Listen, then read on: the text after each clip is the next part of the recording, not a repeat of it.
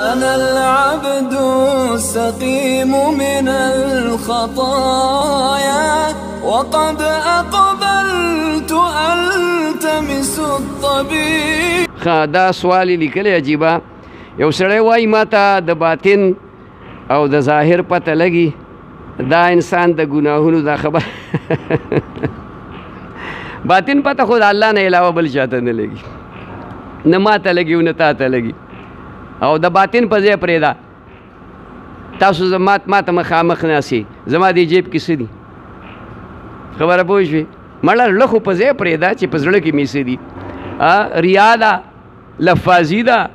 خیال کې راغله تکبر دی دا پکې شته که نشته پکې دا ما ته پته ده د ریا ما ته پته ده تا ته یې پته نشته چې یاره ما کې ریا شته که نشته ما کې تکبر شته که نشته د دې تا ته پته نشته دی ما خو شکل د شریعت مطابق جوړ کړی کېدای شي دروغ وایم د دې باطن تا ته پته نه لګي دا غلطه خبره څوک وایي ما ته د باطن پته لګي د باطن پته د الله نه علاوه بل هیڅ چا ته نه لګي که چېرته پته لګېدی د باطن د پټو خبرو پته لګېدی نو د یعقوب علیه السلام زامن په دغه کوټه کې د یوسف علیه السلام خلاف مشوره کوي او پلار یې په دې کوټه کې ناست دی منځ کې یو دیوال دی خبر ته پلار ته نه دی خبر بیا په 2 کیلومتره فاصله کې یوسف علیه السلام په کوی کې پروت دی پلار ته پته نه کې پیغمبر دی د پیغمبرانو پلار دی د بني اسرائیل څومره پیغمبران راغلي دا د یعقوب علیه السلام هغه ته دا پته نه 40 کاله هغه چې کوم دی نو په مصر کې تیر کړ د مصر وزیر خزانه دی پلار پیغمبر دی او مکه پیغمبر دی چې څومره زړیږي او بوډا کېږي خو نور هم چې کوم دی نیکي او اعمال سیوا کېږي نو هغه ته پته نه لګي او چې کله خدای ورته پته لګوله نو چې د یوسف علیه السلام کمیس رونو راواغس د مصر نه نو دلته په ده باندې بوی ولګېد وی د یوسف علیه السلام بوی را باندې ولګېد ایو د مازغه دي خراب شوي خلکو ته د کور خلکو دماغ دي خراب دي یوسف چېرته دی هغه هډوکي خاورې شوي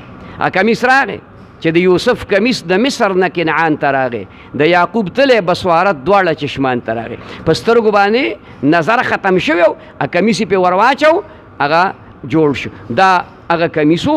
چې ابراهیم علیه السلام نه کله وی په اور کې غورځو نمرودیانو نو خپلې جامې ته لر کړي نو جبریل علیه السلام د جنت کمیس راوړو هغه یې واغوستو هغه کمیس یعقوب علیه السلام ته میراث کې ملاو شو هغه کمیس یعقوب علیه السلام په یو نچه کې بند کړو او د یوسف علیه السلام په غاړه کې تعویز کړو د نظر بد نه د بچ کېدو دپاره نو چې کله د ورونو یوسف علیه السلام ښکته دی کوی ته وغورځو نو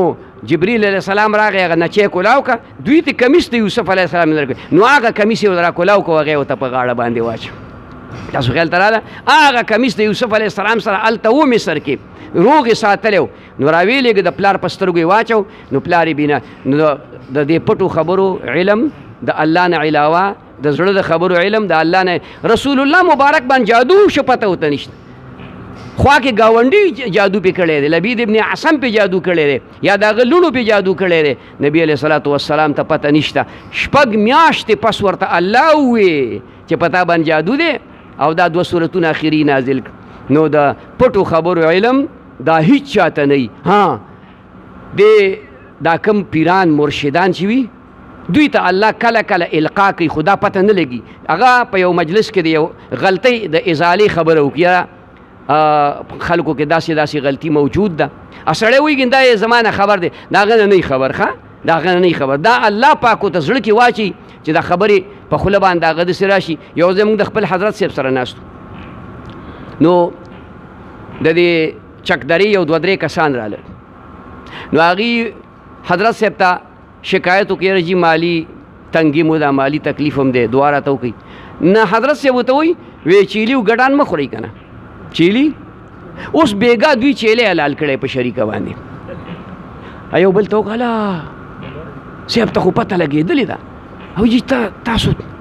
وایي نه ما ته پته نشته مطلب مې دا دی زما د خبرې مطلب دی اعلی خوراکونه مه کوئ ټیپر خورئ غوښه مه خوره که نه ټینډې خوره ارزان خوراک کوه وی نه دا تاسو ته پته لګېدلې ده بیګا موږ چیلې حلال کړی و او ما ته نوره پته نه چې خدای بندګانو هسې مقصد مې دا و چې غوښې مه خورئ سبزیانې خورئ ارزانه خوراک کوئ دال خورئ مثال په طور باندې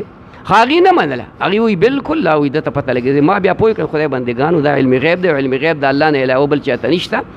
دا لوی ولی دی